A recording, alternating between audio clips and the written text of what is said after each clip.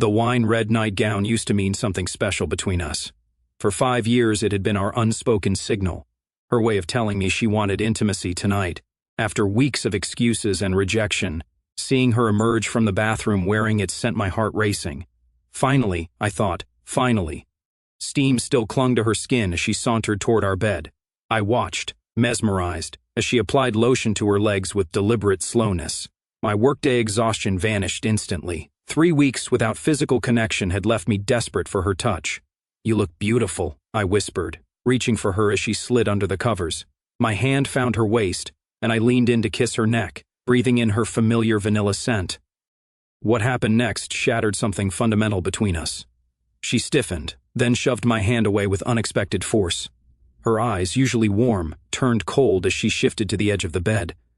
"Not tonight," she muttered, scrolling through her phone, not even bothering to look at me. "But you are wearing the—" I gestured at her nightgown, confusion washing over me. "What? I cannot wear what I want now?" Her tone was sharp, defensive. "That is not what I meant. It has been weeks, and you know what this particular nightgown means to us." She finally looked up from her phone, her expression a mixture of irritation and contempt. "God, are you seriously keeping count? Is that all you think about?" The conversation quickly spiraled. Each word that left her mouth felt like a calculated jab designed to wound. Then came the sentence that would replay in my mind for days. "Intimacy is a privilege, not your right," she snapped, her voice dripping with disdain. "Just because we are married does not mean you are entitled to my body whenever you want it." I lay there, stunned into silence as she turned her back to me. The ceiling fan spun lazily above us, marking time in a bedroom that suddenly felt like a prison cell. Sleep evaded me completely that night. As dawn broke, I found myself questioning everything. This was not about sex. It was about the growing distance between us. The constant rejections, the late-night texts she would hide when I entered the room, the sudden work emergencies that pulled her away on weekends. Work. That is when it clicked. For weeks, she had been mentioning this new colleague who joined her department. How thoughtful he was. How he brought her coffee, remembered her birthday, appreciated her ideas and meetings. All the small gestures I had been too exhausted to maintain through our busy lives. The signs had been there all along, blurred by my blind trust in our 5 years together. I dismissed my instincts, chalking up her emotional withdrawal to stress or a rough patch. But that night, her cold rejection and those cutting words forced me to see clearly. Morning came and she left for work early, as had become her habit. I called in sick, needing time to think. Our wedding photos stared at me from the nightstand, her in white, me in my tailored suit, both radiantly happy. Beside it sat our prenuptial agreement folder, something I had insisted on after being financially devastated in my previous divorce. That prenup had been a point of contention early in our relationship. "Do not you trust me?" she had asked repeatedly. Eventually she had signed it, understanding my need for security after what I had been through. How ironic that document would now become my shield. I picked up my phone and scrolled to her Instagram. There he was in the background of her office party photos. Tall, confident smile, wedding ring clearly visible.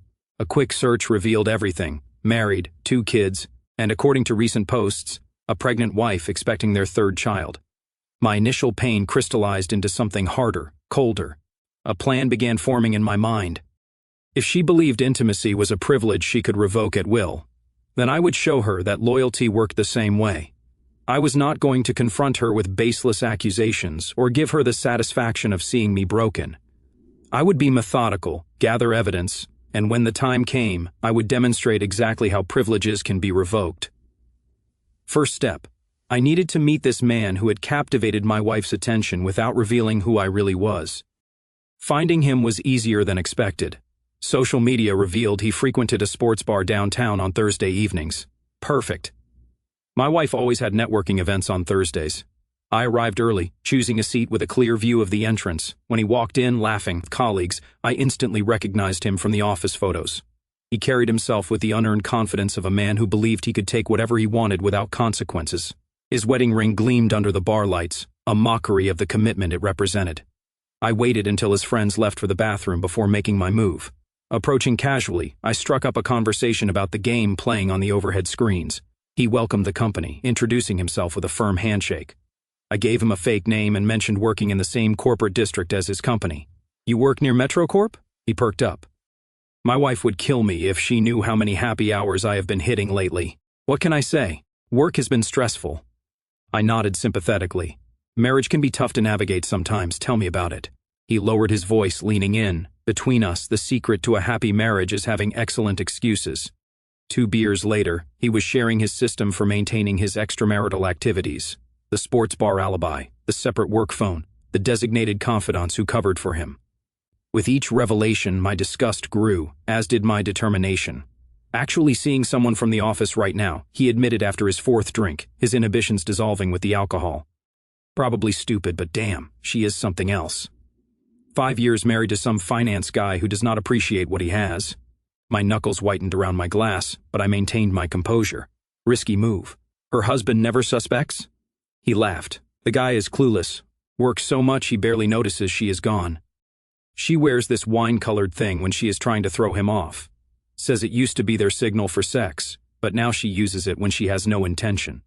Keeps him confused, off balance. Each word was a knife, but also confirmation. I discreetly activated the recording app on my phone as he continued boasting by the end of the night I had everything I needed from him, including his home address, which he had shared while drunkenly insisting I join a weekend poker game at his house. For the next 2 weeks, I became his new drinking buddy, carefully extracting details while building a comprehensive file of evidence, photos together at the bar, voice recordings, text messages where he openly discussed the affair. Meanwhile, at home, I maintained a perfect facade of ignorance. My wife grew increasingly agitated by my apparent obliviousness. The more I pretended not to notice her detachment, the more reckless she became with her excuses. Late nights at the office, weekend team-building events, emergency client meetings that mysteriously coincided with my business trips. During this time, I conducted reconnaissance on his home situation. Parked across from his suburban house one afternoon, I watched his very pregnant wife waddle to the mailbox, her 2 young children playing in the yard. The scene should have been heartwarming. Instead, it crystallized my resolve. The following day, I waited outside her prenatal yoga class. As she exited the studio, I approached with coffee. Decaffeinated, of course.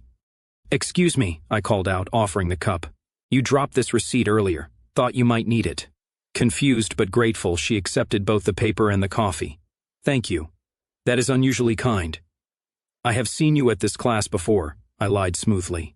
"My sister was pregnant recently, so I recognized that exhausted look. Thought you could use the caffeine-free pick-me-up." Her defensive posture softened. 20 minutes later, we were sitting on a park bench, connecting over mundane topics. She introduced herself, mentioning her husband and children. I presented myself as a divorced businessman new to the area. The conversation flowed naturally, ending with an exchange of phone numbers in case she needed help while her husband traveled for work. That night, my wife returned home late, smelling of unfamiliar cologne. She barely acknowledged me before disappearing into the shower. When she emerged wearing the wine-red nightgown, I felt nothing but cold determination. "You look beautiful," I said mechanically, eyes returning to my book. Her expression faltered slightly at my lack of advances. For a moment, confusion crossed her features, the first genuine emotion I had seen from her in months. She was accustomed to wielding that garment as both weapon and shield. My indifference had disrupted her script. As she slept, I finalized the next phase of my plan. The following day, I messaged his wife suggesting coffee to discuss a sensitive matter. The pieces were falling into place. Soon, both of them would learn that when privileges are abused, they can be permanently revoked. We met at a quiet cafe across town where neither my wife nor her husband would accidentally stumble upon us. She arrived looking nervous, one hand protectively cradling her pregnant belly. When she spotted me, relief washed over her face. She had clearly been expecting someone more threatening. "Thank you for meeting me," I began after we had settled with our drinks. "What I need to discuss is not easy, but you deserve to know the truth." Her eyes widened as I carefully laid out the evidence, voice recordings, text messages, screenshots, photos I had taken of them entering a hotel together last week. Throughout my presentation, her expression cycled through disbelief, anger, and devastation. 7 years, she whispered, tears streaming down her face. 7 years of marriage, 2 children, another on the way. And he does this. I gave her time to process, sitting quietly while she alternated between sobbing and rage. When she finally looked up, her eyes had hardened with resolve. "What do you want from me?" she asked, voice steady despite the tears. "Justice," I replied simply, "for both of us." Over the next hour, our shared betrayal forged an unexpected alliance. We compared timelines, piecing together how long the affair had been ongoing. She confirmed my suspicions that this was not his first infidelity, just the most brazen. "I want to destroy him," she declared, hands shaking around her mug. "The prenuptial agreement only activates if I can prove he cheated. With your evidence, I can take him for everything." I outlined my plan to catch them in the act, something more definitive than recordings or distant photos. She listened intently, occasionally suggesting refinements. By the time we left the cafe, we had formed a pact sealed by mutual pain and purpose. Over the following weeks, our relationship evolved. What began as strategic meetings to coordinate our revenge transformed into something more complex. We found ourselves discussing topics beyond our unfaithful spouses, our dreams, disappointments, the lives we had envisioned versus the ones we were living. Meanwhile, my wife grew increasingly agitated by my frequent absences. The irony was not lost on me. Her once-packed schedule had mysteriously cleared, while mine had filled with work commitments and client meetings. "Where are you going tonight?" she demanded one evening as I dressed to meet her lover's wife. "That is the third time this week you have gone out. Just drinks with colleagues," I replied with the same casual dismissiveness she had used on me countless times. "Do not wait up." Her jaw tightened. "You are acting different lately. Distant." I merely shrugged, suppressing the urge to throw her words back at her. "Intimacy is a privilege, not your right." Instead, I kissed her cheek and left, feeling her suspicious eyes drilling into my back. That night, in a moment of vulnerability fueled by shared pain, her lover's wife and I crossed a line. What started as a comforting embrace escalated into something neither of us had planned. Afterward, lying in her guest bedroom, we acknowledged the complicated emotions at play: revenge, loneliness, genuine connection. "This does not have to mean anything beyond tonight," she whispered, though her eyes suggested otherwise. "Maybe it does not," I responded, "but it does not feel like nothing either." The next morning I returned home to find my wife unusually attentive. Breakfast prepared, coffee brewed, wearing an outfit I had once complimented. Her sudden shift in behavior confirmed my suspicions. She was getting nervous. Predictably, our sudden role reversal intensified her affair. My fabricated late nights drove her straight to him more frequently, more recklessly. Through his wife, I learned they were planning a special rendezvous at our house, in our bed, while I was supposedly attending an overnight conference. She suggested it, his wife told me, disgust evident in her voice. Said she wanted to reclaim her space. He thought it was thrilling. The final pieces clicked into place. My wife was not just having an affair, she was actively desecrating our marriage, our home, the wine-red nightgown, the rejection, the calculated cruelty, all while maintaining her financial security through our marriage. We set the trap meticulously. I informed my wife I would be leaving town Thursday for a banking conference, returning Saturday afternoon. She barely contained her excitement, immediately texting him while believing I was in the shower. His wife created the perfect pretext: a girls' weekend with her sister, taking the kids along. He eagerly accepted this unexpected freedom. Thursday morning, I made a show of packing my suitcase, kissing my wife goodbye, and driving away. Instead of heading to the airport, I circled back to meet his wife at our designated spot. Together, we waited for the final act to begin. Everything was in place. Our marriage bed was about to become the stage for both their undoing and our liberation. That Thursday evening, we watched from my car parked down the street as he arrived at my house. Even from a distance, the spring in his step was unmistakable. He checked his reflection in his car window before approaching my front door, cologne practically visible in the air around him. My wife answered wearing that damned wine-red nightgown, pulling him inside with an eagerness she had not shown me in months. "Are you sure you want to see this?" I asked his wife, who sat rigid beside me, hands protectively cradling her pregnant belly. "I need to," she replied, her voice hollow yet determined. "No more denials, no more gaslighting. I need to see the truth with my own eyes." We gave them 30 minutes, enough time to become thoroughly engrossed in their betrayal. The plan was simple: enter quietly using my key, document everything, then confront them. His wife had already contacted her lawyer that morning, initiating divorce proceedings with the evidence we had gathered. My own attorney was on standby. At precisely 8:45 post-meridium, we approached my front door. I inserted my key with surgical precision, turning it silently. The house was dark except for the bedroom lights spilling into the hallway. Music played softly, masking our entrance. As we crept toward the bedroom, the sounds of their intimacy became unmistakable. His wife's breathing quickened beside me. I squeezed her hand reassuringly before pushing the door open. The scene burned itself permanently into my memory. My wife straddling him in our bed, her back to the door, that wine-red nightgown discarded on the floor. They were so absorbed in each other, they did not notice us immediately. When my wife finally saw movement in the doorway, her head whipped around, eyes widening in horror. "What the fuck?" she screamed, scrambling to cover herself. He froze like a deer in headlights, recognition dawning as he saw not only me but his 7 months pregnant wife standing beside me. "Surprise," I said calmly, turning on the overhead lights to ensure every detail of their betrayal was illuminated. What followed was chaos. My wife shrieking accusations about invasion of privacy. Him frantically gathering clothes while stammering excuses. His wife, previously so composed, launched herself forward with unexpected speed for someone 7 months pregnant. "You disgusting piece of shit!" she screamed, slapping him hard across the face before turning on my wife. "And you? You knew he had a pregnant wife at home. You knew about our children." My wife backed against the wall, clutching a sheet around herself. "He told me you were separated, that you were staying together for the kids." His wife laughed bitterly. "Is that what he told you? While planning our baby shower, while painting the nursery last weekend?" I remained eerily calm, methodically photographing the scene, the discarded clothing, the wine glasses on the nightstand, their horrified expressions. Evidence. Final, irrefutable evidence. "Get dressed," I told my wife. "Both of you. Living room, 5 minutes." Downstairs, I poured myself a scotch while his wife paced, adrenaline fueling her fury. When they finally appeared, disheveled, flushed with embarrassment, I gestured to the couch. "Sit." They complied like scolded children. My wife attempted to speak, but I raised my hand silencing her. "For weeks I began, voice controlled. You have been telling me that intimacy is a privilege, not my right. You weaponized our marriage, used it against me while secretly giving yourself to him." I turned to him. "And you, boasting at the bar about your clueless finance guy wife. That would be me." His face drained of color as recognition dawned. "You are, yes, the drinking buddy you have been confiding in for weeks. Every detail, every rendezvous, every lie you told your pregnant wife. I have it all recorded." My wife lunged to her feet.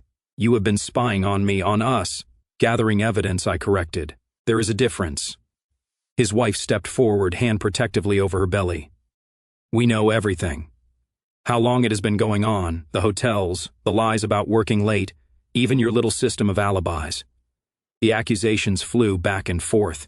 They tried justifying the unjustifiable, claiming unhappiness, miscommunication, momentary weakness. Each excuse rang hollower than the last. "Here is what happens now," I finally interrupted. "You," I pointed to him, "are going to leave my house and never contact my wife again. The evidence we have gathered has already been sent to human resources at your company. Fraternization policy violation. I believe termination is the standard response." He paled further, mouth opening and closing wordlessly. "As for you," I turned to my wife. "I have already filed for divorce. The prenuptial agreement you signed has an infidelity clause. You are entitled to nothing." I placed a folder on the coffee table. "My attorney will contact yours tomorrow." My wife collapsed back onto the couch. The magnitude of consequences finally hitting her. "You cannot just throw away 5 years." "I did not," I replied coldly. "You did, when you decided loyalty was optional." His wife moved toward him with surprising agility, eyes blazing with righteous fury. "Get out! Get your things and get out of our house. The locks will be changed by morning." He stood, attempting to regain some dignity despite his rumpled clothes and smeared lipstick collar. "You cannot just kick me out. I have rights." "Rights?" She laughed bitterly, holding up her phone. "I have already emailed these photos to your parents, my parents, and our lawyer. The prenuptial agreement you insisted I sign has an interesting clause about moral turpitude. Want to test how that holds up in court?" As their argument escalated, my wife approached me, her voice dropping to a desperate whisper. "Please, we need to talk privately. This is not what you think." I regarded her with detached curiosity. "There is nothing to discuss.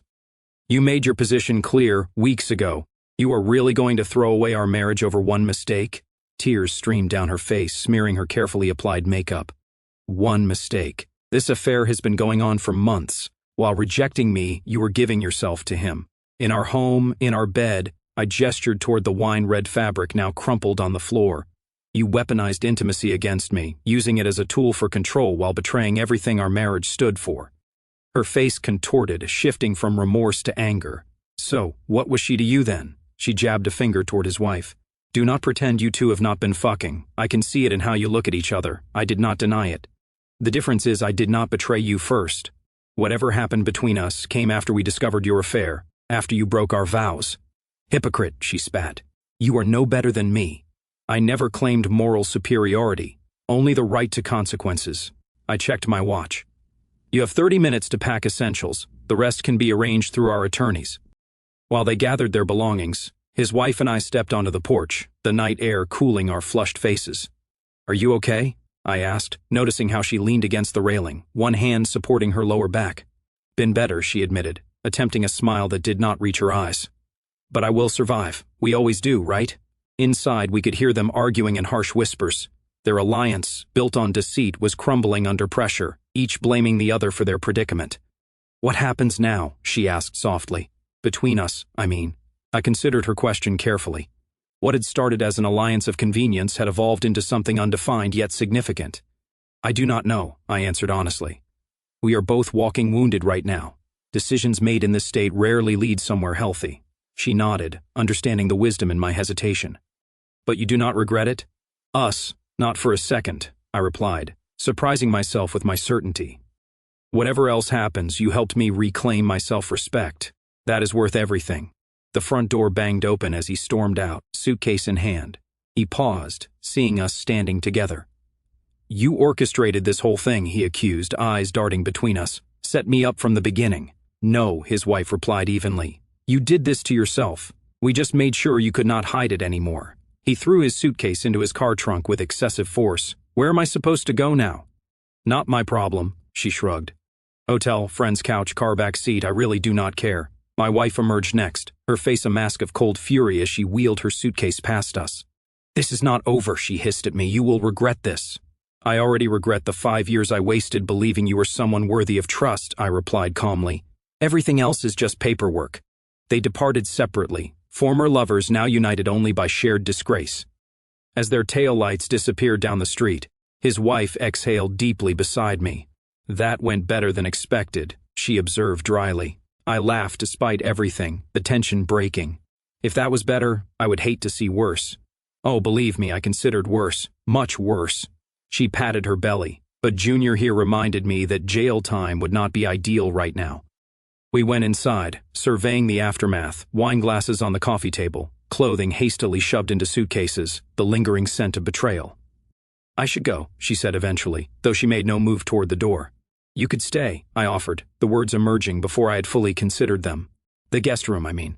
It is late and in your condition. She hesitated, weighing practical concerns against emotional complications. Just asleep, I clarified.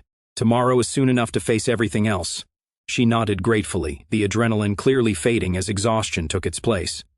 I showed her to the guest room, provided towels and toiletries, then retreated to the couch downstairs. Sleep seemed impossible, but eventually claimed me anyway.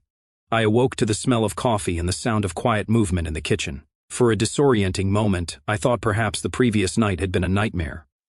Reality reasserted itself as she appeared in the doorway, wearing one of my t-shirts over her maternity pants. I hope you do not mind, she gestured to the shirt. Nothing I packed fit right this morning. It looks better on you anyway, I replied honestly. We sat at the kitchen island drinking decaffeinated coffee, the morning sun illuminating the strange new reality we had created. Neither of us mentioned our spouses or what might come next. Those conversations could wait. For now, it was enough to sit in companionable silence, free from lies, sharing the peculiar peace that comes after a storm, when destruction clears the way for something entirely new to begin. 3 months passed with surprising swiftness. The divorce proceedings moved efficiently thanks to the prenuptial agreement and overwhelming evidence. My now ex-wife attempted to contest, claiming entrapment and invasion of privacy, but her arguments collapsed under scrutiny. The judge was particularly unimpressed by her decision to bring her lover into our marital bed. I sold our house, unable to sleep there without remembering that night. The profit allowed me to purchase a modern apartment downtown, neutral territory untainted by memories. My lawyer called with updates occasionally, but I found myself increasingly disinterested in the legal aftermath. Whatever financial settlement emerged seemed irrelevant compared to the freedom I had reclaimed. As for him, the consequences proved swift and merciless. His company terminated him immediately upon receiving evidence of his workplace affair. With the economy struggling, executive positions were scarce, especially for candidates with scandalous backgrounds. His wife's divorce attorney ensured his infidelity became public record, complicating his employment prospects further. I maintained contact with his wife throughout this period, our relationship evolving in unexpected ways. What began as an alliance of convenience transformed into genuine friendship, then something deeper neither of us had anticipated. We proceeded cautiously, both wary of rebounding from failed marriages. When her baby arrived, a healthy boy with his mother's eyes, I found myself in the delivery room supporting her through contractions and witnessing the birth. The experience forged a connection between us that transcended our complicated beginnings. Today marked the final hearing in her divorce case. I waited outside the courthouse, watching as she emerged through the heavy doors, face unreadable as she descended the steps. When she spotted me, her expression blossomed into a smile that answered my unspoken question. "It is done," she confirmed, reaching for my hand. The judge granted everything: full custody, child support, alimony, the house. She squeezed my fingers. He could not even look at me. "How does it feel?" I asked, helping her into my car. She considered the question. "Less satisfying than I expected. Honestly, winning does not erase what happened." I nodded, understanding completely. My own divorce finalization had brought similar emotions. Closure, but not the vindication I had anticipated. We drove to the park where we had met for our first planning session months earlier. The autumn leaves created a golden canopy overhead as we walked slowly, her body still recovering from childbirth. "Remember that night when you asked what happens next?" I ventured, stopping beside the lake. "Between us, I mean." She turned, expression cautious but hopeful. I remember. I did not have an answer then. Everything was raw, reactive. I faced her fully. "But I think I have one now, if you still want to hear it." "I do," she replied softly. "What happened between us started as revenge, as a way to balance scales that could never truly be balanced. But somewhere along the way it became something real." I took both her hands in mine. "I do not want to rush this. We are both carrying damage, but I want to see where this goes. Deliberately, intentionally." Her eyes shimmered with unshed tears. "I would like that too." Later that evening, as we sat on my balcony watching the sunset, her son sleeping peacefully in the portable crib beside us, my phone buzzed with a text from my ex-wife. The first contact in months. "I made a terrible mistake. I miss what we had. Can we talk?" it read. I showed the message to the woman beside me, whose quiet strength had anchored me through the darkest months of my life. "Are you going to respond?" she asked, no judgment in her voice. I considered the question seriously. Not long ago, such a message might have stirred conflicting emotions. Now I felt only clarity. "No," I replied, deleting the message.